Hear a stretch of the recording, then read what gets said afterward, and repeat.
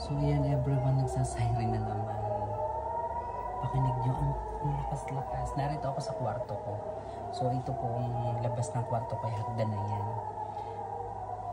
So dito lang ako nagtatago pag ganito.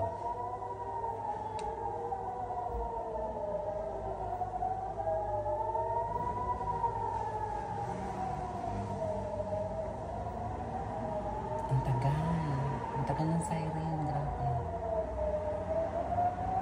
At ang lakas ng siren. So meaning, kapag mas malakas po yung siren sa area ninyo, meaning na mas malapit. So yung mga naririnig ninyo is sila, pumupunta sila doon sa mga protected space. So ako dito na lang pumupunta sa may kwarto. Yung alaga ko is, we have a agreement na mag-i-stay po siya doon sa kwarto niya. Kasi handicap po siya. Ang tagal. Ang tagal, everyone. So, ayan.